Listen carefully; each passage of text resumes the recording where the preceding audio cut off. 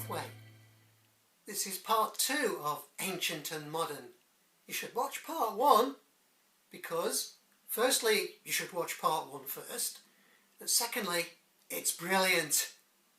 Anyway, Ancient and Modern, I'm looking at model railways over the last 60 years and seeing what the differences are. Here we go. In part 1 of Ancient and Modern, I looked at some steam locomotives from various periods. Well, we're doing the same this video but with diesel/electrics. So what have we got first of all?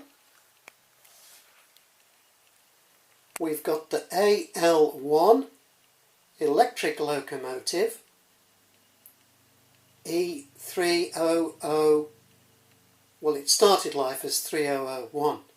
I've renumbered it because I've got another E3001 in BR Blue livery with the Intercity Railway logo on the side. This model came out as a triangle locomotive in the mid-1960s, but it did exist in the Hornby 00 range before the amalgamation of Hornby 00 and Triangle Railways. I talked all about that in the previous video. Well, here comes the hand of God again. We've got the bogie motor there with pickups on the 4 wheels. No pickups at all on these wheels. And look at the dimensions of those wheels. They're monsters. Moving on from the 60s into the 80s with the Ringfield motor, the 3-pole Ringfield motor in this class 47, 47568. I have done a little bit of work on this model myself. So we've got the flush glazing and the windscreen wipers and the lights and the buffers, which have all been changed. I would say for the better, and I hope you agree. And lastly, Robert Burns, who's only been out a couple of years, the class 87.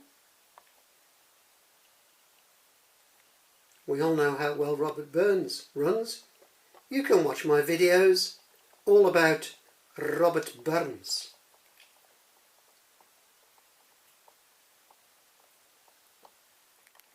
I've turned the 3 locos belly up so we can have a look.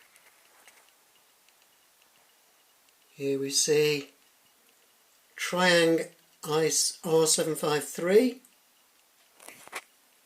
built in Britain. I guess that would be Margate. Chunky wheels. Then we come to 1980 with the class 47,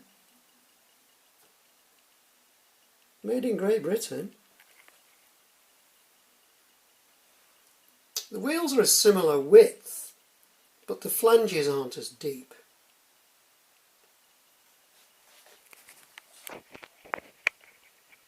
I've modified this bogie so we pick up on these 4 wheels, and here we pick up on these 2 wheels, whereas Robert Burns picks up on all 8 wheels and drives on all 8 wheels. And the wheels are so much, if it will focus, you can see the flanges are more realistic. The width of the wheels is more realistic. And as for the detail, wonderful.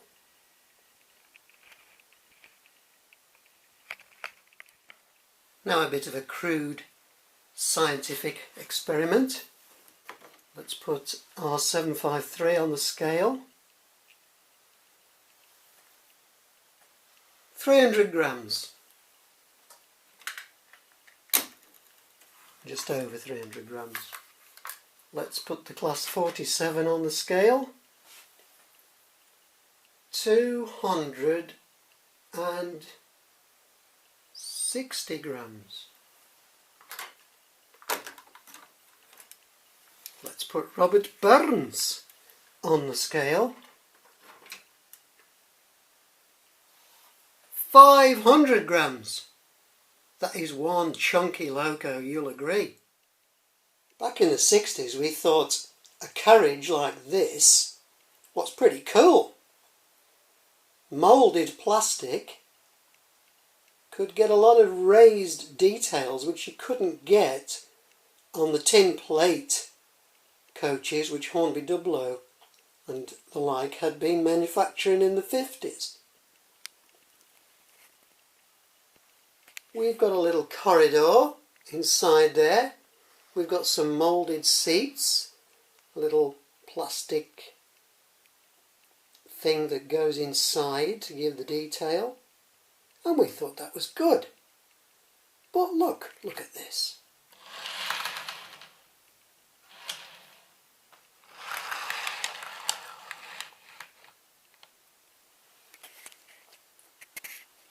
This is a whole new level.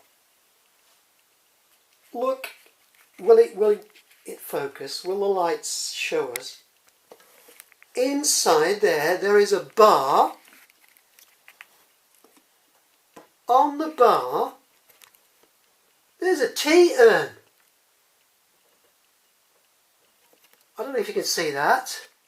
I'm trying to give you a better angle to see the urn. We can do that. It's there though. The level of detail is amazing. Anyway, you know what? This is all well and good, but what do we want to do? We want to run those trains. Let's do it.